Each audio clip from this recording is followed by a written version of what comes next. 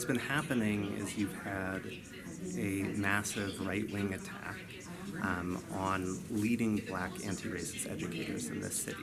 It's not on all anti-racist educators in this city, it's on leading black anti-racist educators in the city, and there's a reason for that, right? The idea is similar to like what they did in the South with the whole critical race theory boogeyman, is that if you go after the best educators that are most well-known, that is going to chill teaching about racism, about Israel, about war, right? All these things that are happening right now that we need to teach about, that's going to chill any classroom discussion of that. And so they've gone after Keziah Ridgway in Northeast, who was, is one of the most prominent black educators in the district, and the top history teacher in Philadelphia, the social studies director, Ismael Jimenez. Adam Sanchez. I'm a Jewish former Philly history teacher and the managing editor of Rethinking Schools.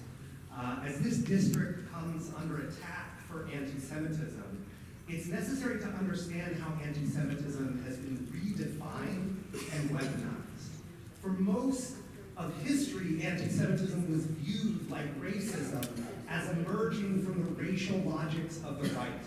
But since the late 1960s, right-wing pro-Israel organizations have redefined anti-Semitism as criticism of Israel and weaponized it against the left. First against organizations like the Student Nonviolent Coordinating Committee, and now against leading black anti-racist educators in Philadelphia.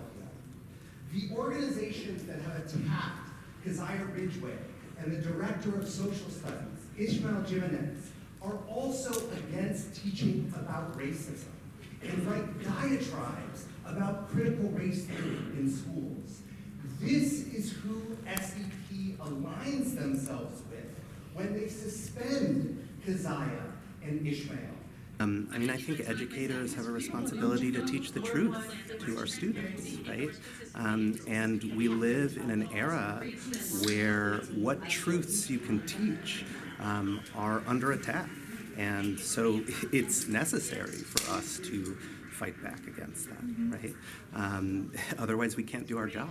These educators under attack for speaking out against the government, possibly leading us into World War III, are educators we need to encourage students to think critically, to question what is happening. Please think hard about the message it sends when you remove the top social studies teacher from his position after being attacked by these forces. What message does it send to our teachers and to our students? Over 1,600 people have signed a petition urging you to reinstate Ismael, reaffirm the district's commitment to teaching about racism, and develop a plan to defend educators under attack. I urge you to listen. Thank you for your time. Part of the difficulty is when a teacher is under investigation, the district puts this gag order on the teacher, right?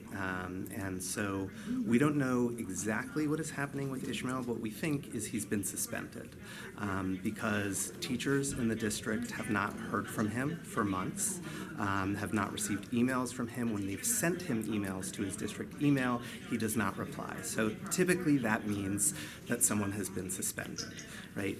And this comes after 2 years of a sustained attack by pro-Israel forces, including a giant mobile billboard that was paid for by Jeffrey Yass, the richest person in Pennsylvania, that parked right outside of 440, calling Ismael a leader of hate in Philadelphia, and then followed him to his row home in Philadelphia and chanted an audio track of shame, shame, right? Like, this is the level of attack that our teachers are experiencing who try to discuss racism, who tried to discuss anti-Palestinian racism, right?